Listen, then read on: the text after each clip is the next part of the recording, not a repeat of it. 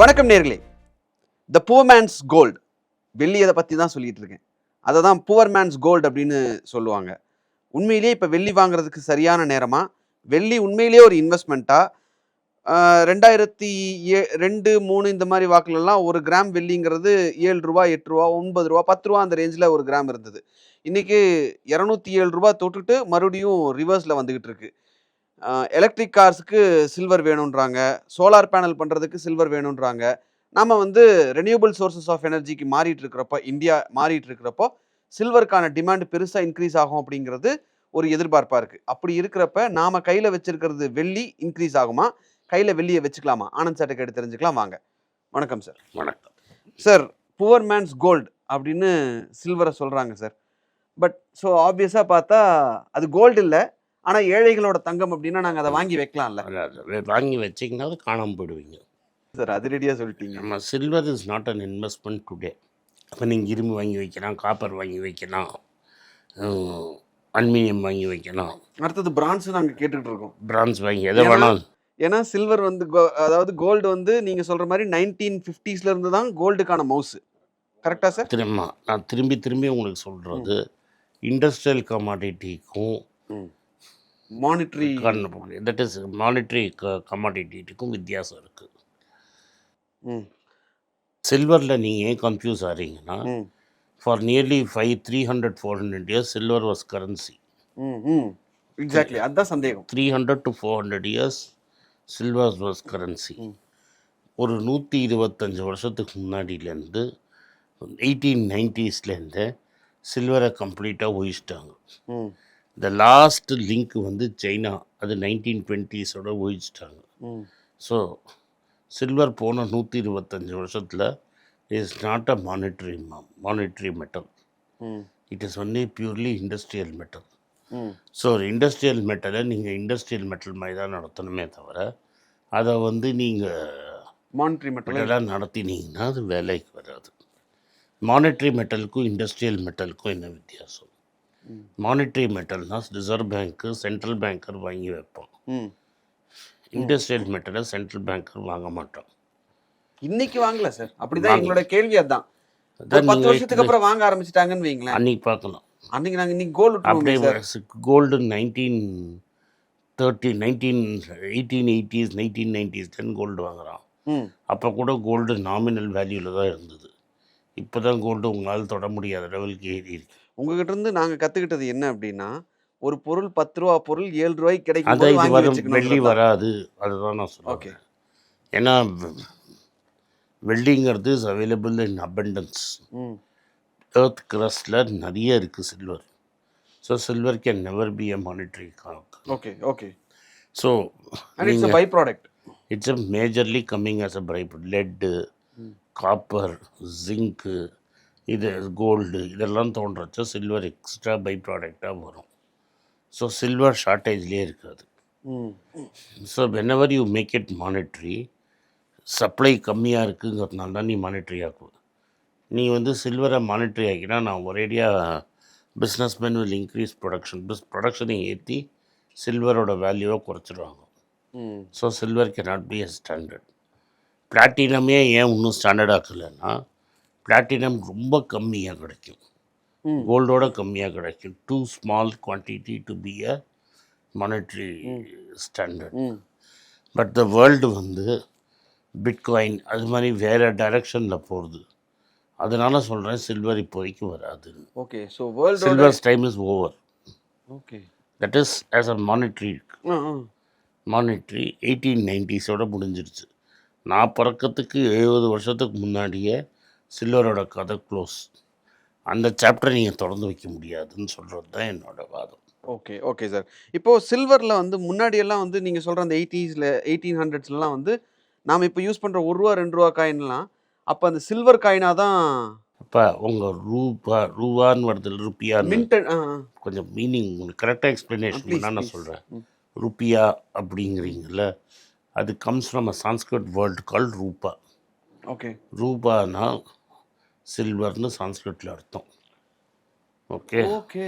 So உன்னோட ரூபா எல்லாமே is a Sanskrit derivation, சில்வரோட சான்ஸ்கிரிட் டெரிவேஷன். ஷேர்ஷா சூரின்னு ஒருத்தன் வந்து ஹுமாயூனுக்கும் அக்பருக்கும் நடுவில் ஒரு அவனும் அவன் பையனும் ஒரு 50 வருஷமோ 60 வருஷமோ ரூல் பண்ணாங்க. அந்த தே ஓவர் த்ரூ தி முகல்ஸுக்கு நடுவில் இருந்தாங்க. அந்த பீரியடில் தான் சில்வர் பிகேம் இந்தியாவில் மானிட்ரி ஆகி, அதே டைமில் தான் ஸ்பானிஷ் பீப்புள் நிறைய சில்வர் வந்து பொலிவியா சவுத் அமெரிக்காவில் கண்டுபிடிச்சி Spanish colonisation of South America நடந்தது. ஸோ உன்னோட ருப்பியா ரூவா அப்படிங்கிறதே சான்ஸ்கிரிட் டேர்ம் ரூபாலேருந்து டிரைவ் ஆனது. That means silver or beauty. Okay ஆமாம். ஓகே சரி, இப்போ இந்த பேப்பர் கரன்சின்னு ஒரு விஷயம் வந்தது இல்லை சார்? ஆமாம். அதுதான் சில்வர் காயின் சார் அந்த சில்வர்ஸை ஒழிச்சதுக்கான முக்கியமான காரணம் இல்லை. ஓகே. நியூட்டன்னு ஒரு பெரிய உங்களுக்கெல்லாம் அவனை சயின்டிஸ்டாக தான் தெரியும். அவன் the keeper of the royal mint அப்படின்னு ஆக்கினாங்க. ராயல் மின்ட்டோட இன்சார்ஜ் காயினேஜை மக்கள் காயினை ஏமாற்றாமல் இருக்கிறதுக்கு, கவுண்டர்ஃபீட் பண்ணாமல் இருக்கிறதுக்கு அவன் வந்து ஆனான். அவன் கோல்டு கினி அப்படின்னு ஒன்று கண்டுபிடிச்சி அது மோர் வேல்யூபிள் தென் சில்வர் ஆக்கினான். ஸோ அவனோட பீரியடில் ஒரு 50 வருஷத்தில் became to a gold standard currency. Okay ரைட்டா? So when England becomes a de facto gold currency, அவங்க தான் dominant player in the world. அமெரிக்காவும் அவங்க காலனி தான். So automatically gold outpaced silver over the next 150 years சில்வரை காலி பண்ணிடுச்சு. இந்தியாவில் 1890s கோல்டு ஸ்டாண்டர்டுக்கு இந்தியா போச்சு. அது வரைக்கும் இந்தியாவில் சில்வரில் இருந்தது. ஆனால் தான் உங்களுக்கு பல வாட்டி சொல்லிட்டேன் இங்கே மின்ட் ஸ்ட்ரீட்லாம் இருக்குதுன்னு. ஸோ சில்வர் வந்து 1890s தான் இந்தியாவில் காலியாச்சு. டில் 19th century 1910 1920 வரைக்கும் ரிசர்வ் இந்திய கவர்மெண்ட் ஆஃப் இந்தியா ஆக்ட் வர வரைக்கும் இந்தியாவில் 10 கரன்சி இருந்தது. 10 டிஃப்ரெண்ட் கரன்சி நோட்ஸ் இருந்தது. அந்த 10 கரன்சியும் வேறு competing with each other in the Indian subcontinent. So நீங்கள் ஏதோ வெள்ளைக்காரன் வந்தான் யூனிஃபார்மாக ஒரே கரன்சி இருந்ததுன்னு நினைக்காதீங்க. 10 விதமான கரன்சி இருந்தது. ஓகே, இப்போது சில்வருடைய ப்ரைஸ் கண்ணா பின்னாடி ஏறுறதுக்கும் இறங்குறதுக்கும் நீங்கள் ஆல்ரெடி நிறையா தடவை சொல்லியிருக்கீங்க. சில்வர் வந்து பயங்கர வாலட்டைல, அதனால தான் நான் அதை பற்றி பேச மாட்டேன் நீங்கள் பல தடவை சொன்னீங்க. எனக்கு தெரிஞ்ச ஒரு 100 தடவை சொல்லியிருப்பீங்க சார், டெஃபினட்டாக இருக்கும். 50-100 தடவை டெஃபினட்டாக சொல்லியிருப்பீங்க சில்வர் இஸ் ஹைலி வாலட்டைல், நீங்கள் தாங்க மாட்டீங்க, அடி பெருசாக விடும் அப்படின்னு நீங்கள் பல தடவை அதுதான் நீங்கள் அதை பல தடவை சொல்லியிருக்கீங்க. அதே மாதிரி இது நடந்திருக்கு. இப்போ சில்வர் திடீர்னு ஏறிட்டு இறங்குறதுக்கான காரணம் என்ன சார்? ஏறினதுக்கு காரணம் நம்ம பிரதமர் மோடி கீழே ஒரு ஐஏஎஸ் ஆஃபீஸர் பண்ண வேலை. அவர் வந்து தாய்லாண்ட்லேருந்து தங்கத்தை சில்வரை நிறுத்துறேன்னு ஒரு தடை ஆர்டர் போட்டார். தட் இஸ் த்ரூ தாய்லாண்ட் வரக்கூடாது சில்வர் ஆர்டிகல்ஸ்னு. அது மூலமாக 40லேருந்து 50 டன் வந்துட்டு இருந்தது மாதம். அங்கே பிரேக் போட்டோன்னே சில்வர் ஷார்ட்டேஜ் இருந்தோன்னே விலை ஏற ஆரம்பிச்சிது. அது கரெக்டாக அந்த நார்த் இந்தியாவில் தன்தரேஸ் டைமில் வந்தது. எல்லோரும் வெள்ளி வாங்கிறது. 2-3 இன்ஃப்ளூயன்சர்ஸ் என்ன பண்ணாங்கன்னா சில்வர் தான் அடுத்த கோல்டு அப்படின்னு ஒன்று கிளப்பி விட்டு ஒரேடியாக எல்லாம் க்ரேஸியாக சில்வரில் போய் இந்தியாவில் எந்த கடையிலையும், ஈவன் சென்னையிலே பெரிய பெரிய கடையில் வெள்ளியே இல்லாமல் ஆகி, பேங்க்லேயும் வெள்ளி இல்லாமல் லண்டன் மார்க்கெட்லேருந்து தான் வரும் வெள்ளி, அங்கேயும் இல்லாமல் போய் கடைசியில் நியூயார்க்கில் கொஞ்சம் வச்சுருந்தாங்க வெள்ளி, அதை கை வைக்கிற அளவு போயிடுச்சு.